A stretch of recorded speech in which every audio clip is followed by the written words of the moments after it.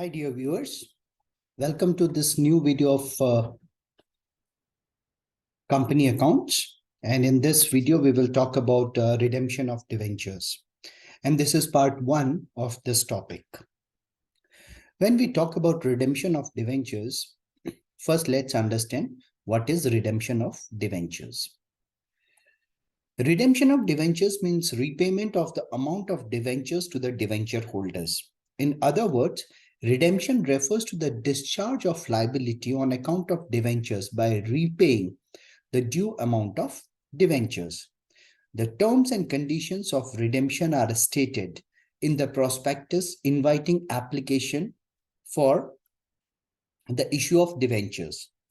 The terms of redemption are also clearly stated in the debenture certificate. Hence, the redemption is made in accordance with the terms of issue. तो जो redemption of debentures का मतलब है कि जब कोई भी joint stock company debentures issue करती है तो उस टाइम पे debenture is a kind of loan जो वो कंपनी आम पब्लिक से लेती है, और जैसे हम शेयर्स इशू करते हैं ठीक उसी तरीके से हम डिवेंचर्स भी इशू करते हैं।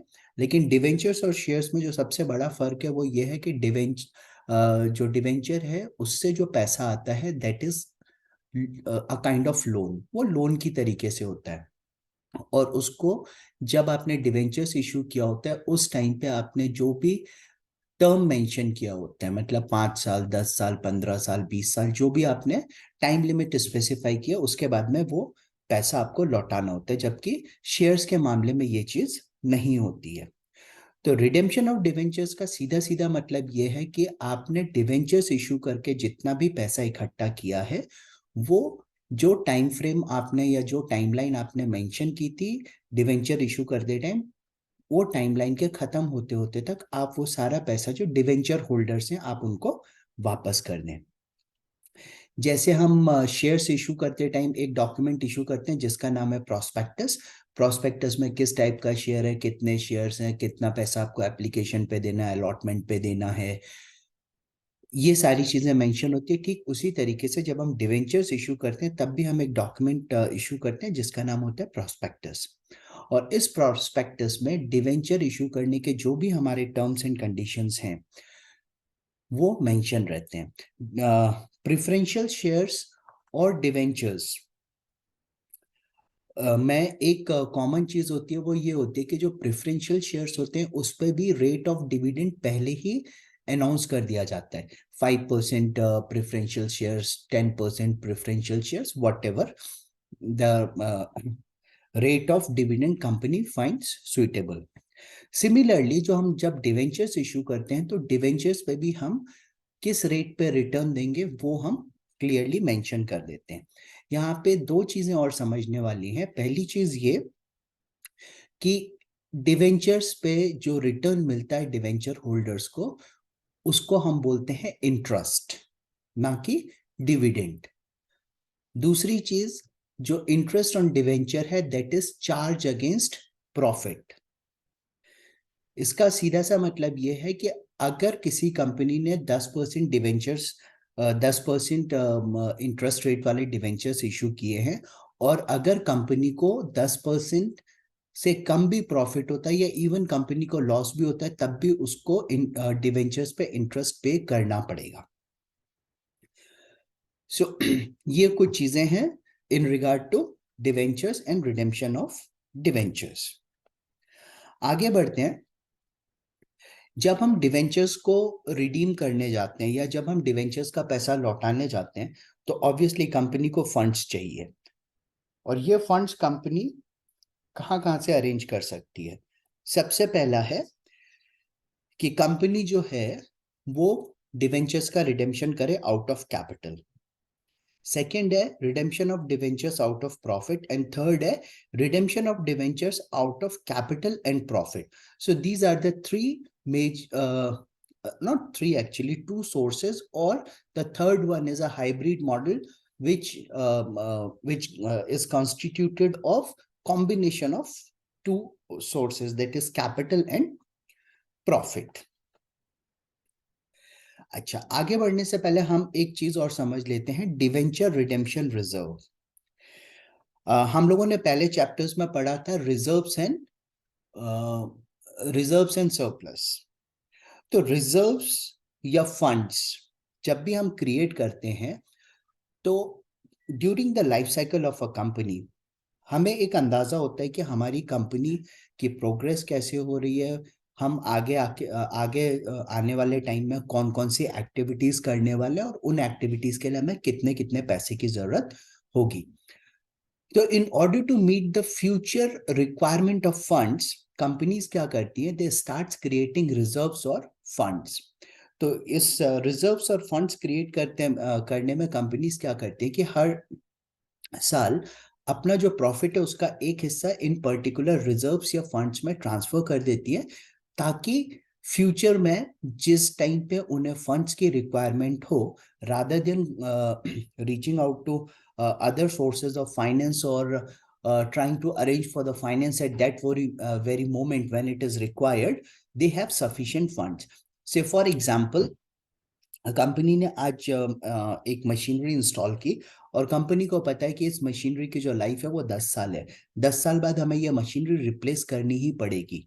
ठीक है, और वो जो मशीनरी है that is like almost 20% of their, the value of that machinery is like almost 20% और 30% of their total fix assets, that means it's a huge amount. तो उतना सारा पैसा 10 साल बाद इकट्ठे निकालने से कंपनी की जो फाइनेंशियल हेल्थ है उस पर बहुत एडवर्स इफेक्ट पड़ सकता है। तो उससे बचने के लिए कंपनी क्या करती है कि से मशीन की वैल्यू 300,000 है, तो every year for next 10 years they will keep on transferring 30,000 to that particular account or that particular reserve. So a machinery replacement reserve या machinery upgradation reserve, वो इस नाम किसी भी नाम से वो अकाउंट क्रिएट कर सकती है।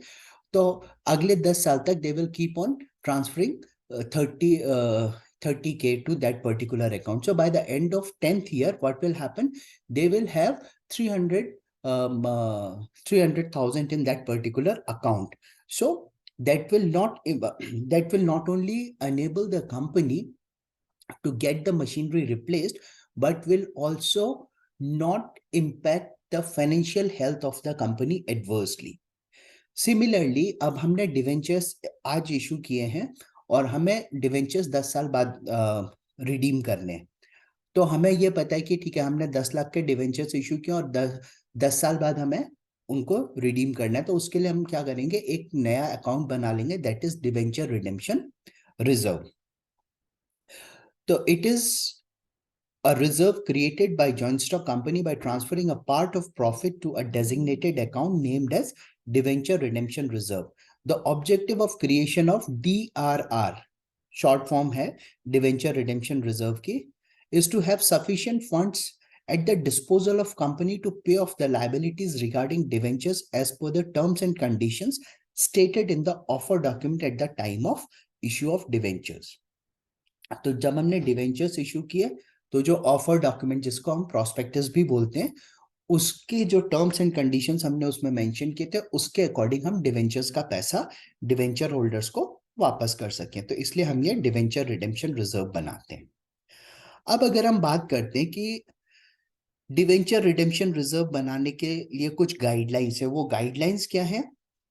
The first one is listed companies are not required to create any DRR. Hence, they can redeem all the debentures out of capital. Now, just briefly touching on what is a listed company and an unlisted company. Listed companies are those companies whose shares or debentures or whose stock are registered on any of the stock market for trading. जब भी किसी company का shares या debentures किसी भी एक stock exchange में sale या परचेस के लिए लिस्ट होते हैं, that means the particular stock market authorises the company to sell their stocks और sell their securities in the market to raise funds from general public, that is known as a listed company. Whereas unlisted company वो है जिनके shares या debentures open market में sale नहीं हो रहे हैं, या जिनको अभी तक किसी भी स्टॉक एक्सचेंज ने ऑथराइज नहीं किया है कि आप हमारे यहाँ से अपने शेयर्स या डिवेंचर्स को जनरल पब्लिक को बेच सकते हैं। तो अगर कोई भी अनलिस्टेड कंपनी है, they need to create DRR equivalent to at least 10% of outstanding debentures out of divisible profit. So for example, एक कंपनी ने 10 लाख के डिवेंचर्स इशू किए हैं, तो आज की डेट में उसके आउटस्टैंडिंग डिवेंचर्स कितने हैं? से ऑन 31st ऑफ मार्च उनके जो आउटस्टैंडिंग डिवेंचर्स हैं, यानी कि जिन डिवेंचर्स का पैसा भी उन्हें देना बाकी है, वो 10 लाख रुपए के हैं। ठीक है, तो अब उसी 31st मार्च को उन्हें क्या करना पड़ेगा? अपना जो भी प्रॉफिट अर्न हुआ उसमें से at least 10% amount debenture redemption reserve में डालना पड़ेगा। इसका मतलब क्या हुआ? 10 लाख के डिवेंचर्स आउटस्टैंडिंग है, तो उन्हें कम से कम 1 लाख रुपया डिवेंचर रिडेम्पशन रिजर्व में डालना पड़ेगा। तो जब 10 लाख रुपए के डिवेंचर्स के अगेंस्ट में 1 लाख रुपए उस कंपनी ने डिवेंचर रिडेम्पशन रिजर्व में डाला है, तो इसका मतलब है बाकी के जो 90% डिवेंचर्स हैं वो अपने कैपिटल से उनको रिडीम कर सकते हैं। जो डिवेंचर रिडेम्पशन रिजर्व है वो सिर्फ आपको नॉन कन्वर्टेबल डिवेंचर्स या non convertible portion of partially convertible debentures के हिसाब से बनाना है। अब कन्वर्टेबल डिवेंचर्स और नॉन कन्वर्टेबल डिवेंचर्स क्या होते हैं? जैसे प्रोस्पेक्टस की हम बात कर रहे थे, तो प्रोस्पेक्टस में अगर कंपनी ने ये मेंशन किया है कि after 20 years we will redeem the debentures, that's number one. Number two, they are giving an option to the debenture holders कि 20 साल बाद अगर चाहिए तो आपके जो डिवेंचर्स का अमाउंट है उस अमाउंट को आपको पे ना करके we will give you shares. तो यहाँ पे क्या, वो जो डिवेंचर्स हैं वो शेयर्स में कन्वर्ट हो गए। तो ये जो कैटेगरी होती है डिवेंचर्स की, this is known as convertible debentures. On the contrary, debentures का वो पार्ट या वो डिवेंचर्स जिनको कि कभी भी हम शेयर्स में कन्वर्ट नहीं कर सकते, they are known as non convertible debentures. तो जब आप डिवेंचर रिडेम्पशन रिजर्व बनाओगे उस टाइम पे आपको ये कंसीडर करना पड़ेगा कि नॉन कन्वर्टेबल डिवेंचर्स की वैल्यू कितनी है। Then last thing is an unlisted company shall create DRR equivalent to at least 10% of the amount of outstanding debentures. कई बार ऐसा होता है कि किसी कंपनी ने डिवेंचर रिडेम्पशन रिजर्व बनाया हुआ है और उसमें ऑलरेडी बैलेंस पड़ा हुआ है, से फॉर एग्जांपल 2 लाख का बैलेंस पड़ा हुआ है डिवेंचर रिडेम्पशन रिजर्व में, और अब आपने 30 लाख के डिवेंचर्स आपके आउटस्टैंडिंग है, तो वहां पे आपको 3 लाख रुपए का डिवेंचर रिडेम्पशन रिजर्व क्रिएट करना है। लेकिन अभी आपके पास ऑलरेडी 2 लाख है, तो सिर्फ आपको 1 लाख और उसमें ट्रांसफर करना पड़ेगा। और वहीं पे अगर आपने 30 लाख के डिवेंचर्स इशू किए और ड्यूरिंग द ईयर आपने उसमें से 15 लाख के डिवेंचर्स रिडीम कर दिए, तो आपका जो नेट बैलेंस बचा वो बचा 15 लाख का। तो अब आपको 15 लाख का 10% का ही डिवेंचर रिडेम्पशन रिजर्व क्रिएट करना पड़ेगा। आपने कितने के डिवेंचर्स इशू किए हैं, that is not the amount that you need to consider for calculating the amount that needs to be transferred to debenture redemption reserve. The amount that you need to consider to decide the amount that needs to be transferred to debenture redemption reserve is the total face value of debentures which are outstanding for redemption on 31st March of the year. तो आपका जो financial year है या जो accounting period है उसके last date पे कितने अमाउंट के डिवेंचर्स आउटस्टैंडिंग है जिनका अभी आपको पेमेंट करना है, उसके बेसिस पे आप कैलकुलेट करोगे कि आपने डिवेंचर रिडेम्पशन रिजर्व में कितना पैसा ट्रांसफर करना है, ना कि आप इस चीज को कंसीडर करोगे कि आपने कितने के डिवेंचर्स इशू किए थे। मूविंग ऑन, इसमें कुछ एक्सेप्शंस भी हैं। एक्सेप्शंस क्या है? All India financial institutions regulated by Reserve Bank of India for both public as well as privately placed debentures. Banking companies for both public as well as privately placed debentures. non-banking financial companies registered with RBI for public issue of debentures, housing finance companies registered with National Housing Bank for public issue of debentures and other listed companies. So ये 5 category में जो companies fall करेंगी, उन companies को ना तो debenture redemption reserve बनाने की जरूरत है और ना ही इनको ये कंसीडर करने की जरूरत है कि इनके कितने शेयर्स आउटस्टैंडिंग है at the end of the accounting period. So these are the 5 categories exempted from creation of debenture redemption reserve. Moving on, the methods of redemption of debentures. The first one is lump sum payment at the end of fixed period. हमने 1000 debentures issue किए और उन 1000 debentures की जो face value थी that was 100 rupees each, यानी कि हमने 1 लाख रुपए के डिवेंचर्स इशू किए और ये 1 लाख रुपए के डिवेंचर्स हमने इशू किए 5 साल के लिए. तो पहले साल से लेके चौथे साल के एंड तक हम कुछ नहीं करेंगे, लेकिन जब 5वें साल में हमारे ये डिवेंचर्स ड्यू होंगे तो at the end of 5th year हम पूरा 1 लाख रुपए का पेमेंट करेंगे और पूरे का पूरा जो डिवेंचर है वो जो पूरा लॉट है डिवेंचर्स का, जितने भी डिवेंचर्स हमने इशू किए थे उन सब का हम एक ही बार में पेमेंट करके उन डिवेंचर्स को रिडीम करेंगे. दूसरा है redemption of debentures in instalment by draw of lots. Same example, 1000 debentures हमने इशू किए 100 रुपए के, ठीक है. अब हमने क्या कहा कि हम ये पूरा जो 1000 डिवेंचर्स जो हैं हमने इशू किए ये 5 साल के लिए इशू किए और हम हर साल 200 शेयर्स जो हैं वो रिडीम करेंगे. तो in first year we will redeem 200, in second year another 200, third year, fourth year, and in the 5th year we will be left with only 200 debentures for redemption. So this is how when the debentures, the total debentures issued are redeemed in parts, this is known as redemption of debentures in installment or by draw of lots. यहाँ पे एक चीज और समझने वाली है, it's not necessary कि जो लॉट साइज हो वो इक्वल ही हो.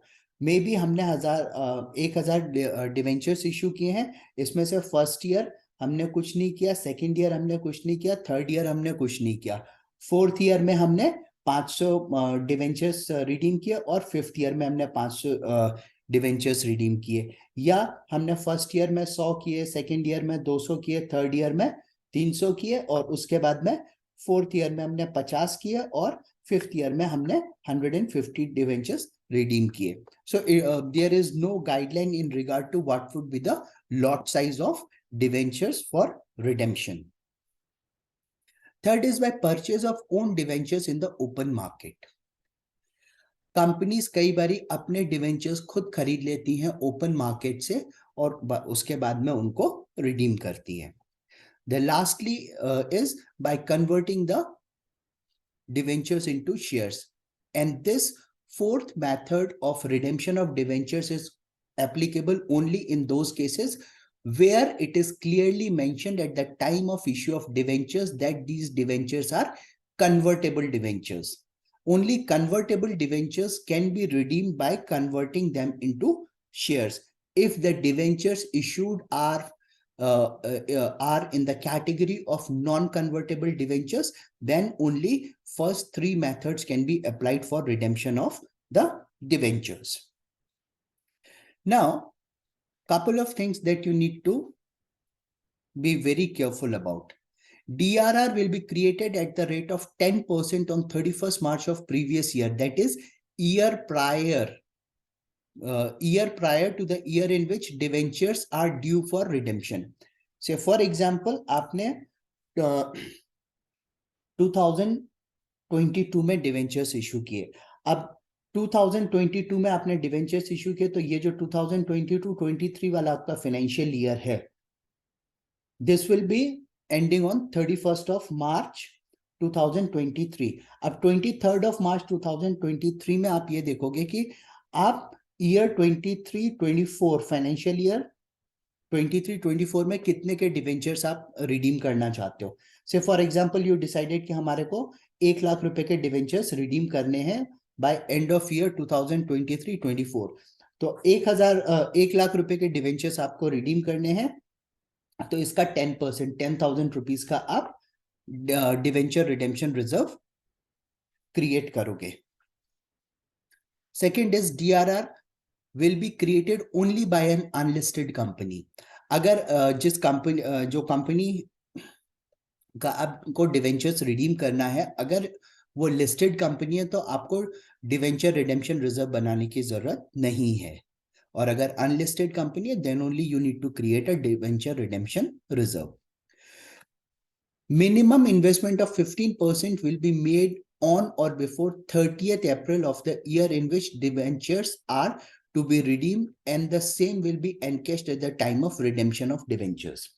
अब जैसे मैंने आपको अभी एक एग्जांपल दिया था कि ईयर 2022-23 में आपने डिवेंचर्स इशू किए और आपने डिसाइड किया 23-24 में आप 1 लाख रुपए के डिवेंचर्स आप रिडीम करोगे, तो 10,000 रुपए तो आपने डिवेंचर रिडेम्पशन रिजर्व में डाले, और जो 1 लाख रुपए है उसका 15% आपको इन्वेस्ट करना पड़ेगा in debenture redemption investment, and this investment must be done by 30th of April 2023।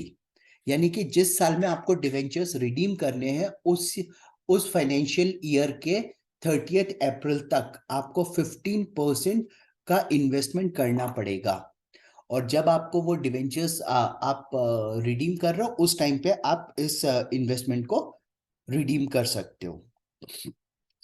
Interest on investment will only be calculated if the rate at which investment is done is mentioned in the question, else no entry in regard to interest on investment is required।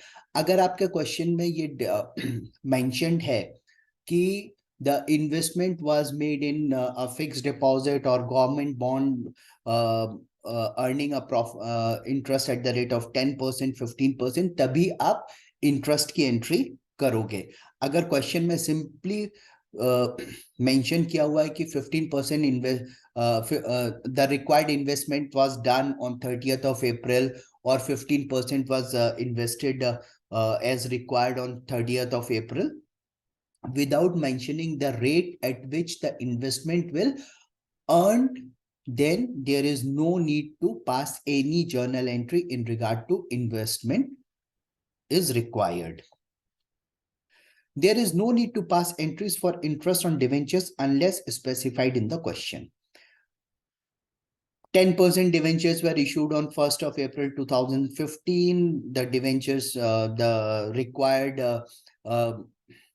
reserves were created, required investment was made, and the debentures were redeemed on 31st of March 2020। अब question आपका इस ढंग से है, तो इस पूरे question में कहीं भी ये मेंशन नहीं है कि हमने इंटरेस्ट वगैरह पे किया था या ऐसा कुछ है, तो इस केस में हम इंटरेस्ट ऑन डिवेंचर्स की कोई एंट्री पास नहीं करेंगे। लेकिन अगर आपको क्वेश्चन में, जो क्वेश्चन अभी मैंने आपको एग्जांपल में बताया था, सेम क्वेश्चन है और उसमें ये लिखा है कि the interest were paid on yearly basis to the debenture holders, pass the necessary journal entries, then every year you will have to make the journal entries for the payment of interest on debentures to the debenture holders। A company which is not required to create DRR is also exempted from investing 15% amount also।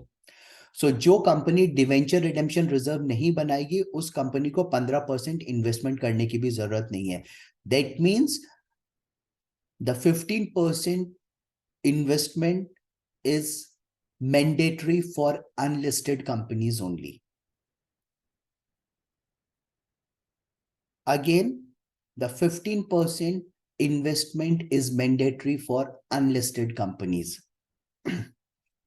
So हमने पीछे points discuss किए थे, पांच exemptions हैं जिनको कि debenture redemption reserve बनाने की जरूरत नहीं है, तो सेम उन्हीं 5 कंपनीज को जिनको डिवेंचर रिडेम्पशन रिजर्व बनाने की जरूरत नहीं है उनको 15% इन्वेस्टमेंट करने की भी जरूरत नहीं है। सो while solving your questions, read the question very carefully, first of all to decide the category in which the company in question falls। Question को बहुत अच्छी तरह पढ़ लो आप, और पढ़ के ये अच्छी तरह समझ लो कि जो क्वेश्चन में आपको कंपनी दी हुई है, जो प्रॉब्लम में आपको कंपनी दी हुई है, वो कंपनी किस कैटेगरी में फॉल करती है। क्या वो लिस्टेड कंपनी है या अनलिस्टेड कंपनी है?